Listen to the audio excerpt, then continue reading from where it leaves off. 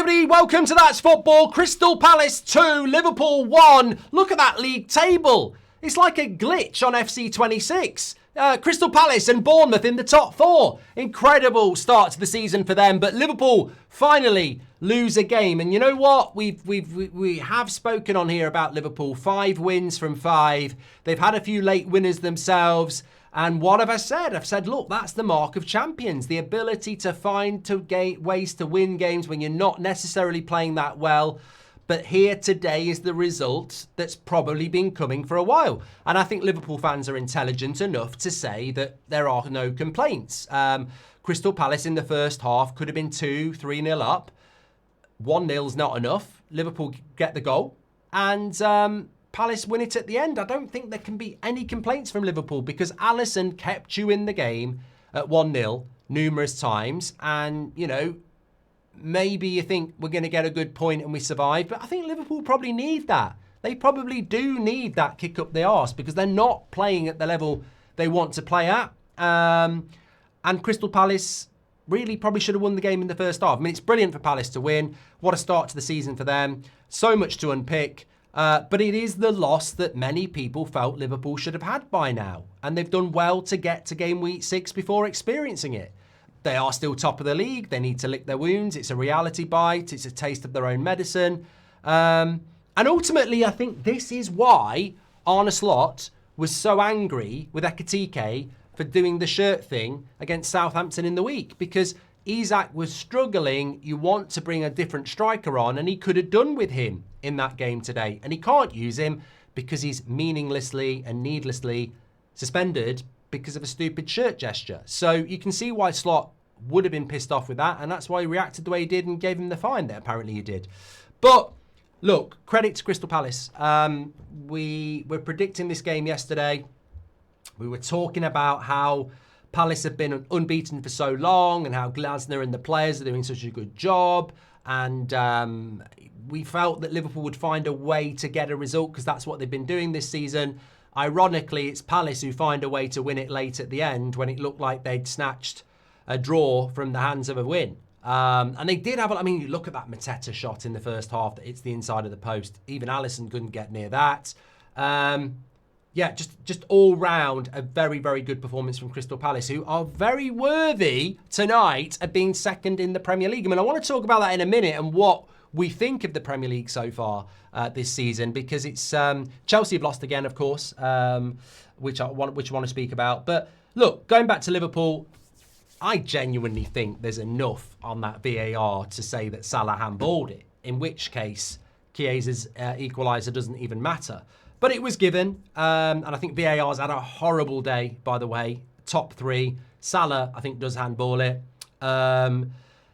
Nathan Collins should have been sent off. There's no attempt to get the ball, and he puts Mbeumo off him. I mean, it's every letter of the law is a red card. And how Brighton didn't get a penalty when Gusto kicked bloody Brighton player's head off, I'll never know. So VAR's had a bad day, but ultimately Palace got the result, Brighton got the result, and United deserved to lose to Brentford anyway. So it's not actually had a huge impact on justice, but it's been a bad day. It's been a bad day for Liverpool. They're just going to have to take their medicine and move on. And they've got some difficult games coming up. I think they've got Chelsea away next week, which becomes a massive game for both of them because they've both got to play in Europe in the week. Chelsea play Benfica, Liverpool go to Galatasaray. And they're going to play each other next week. So I think that's a game next Saturday at 5:30 is one to watch. But I think from Liverpool's point of view, obviously Leone got injured this week. They didn't get Gehi. And looking at him today, you can understand why they wanted him. There was times in the first half when Palace kept getting in and in and in. And they just don't quite look right, Liverpool, at the moment. They're not quite in the rhythm of what they were last season. And I feel like when Liverpool are firing, you know, they're a very, very good side. But they're not quite firing at the moment, and they have spent a lot of money.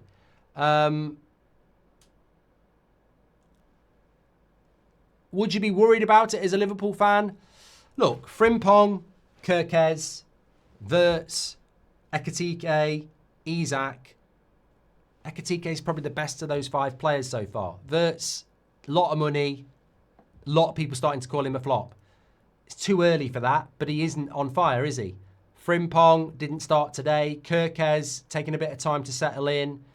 Nketiah couldn't play today. Isak couldn't get going today.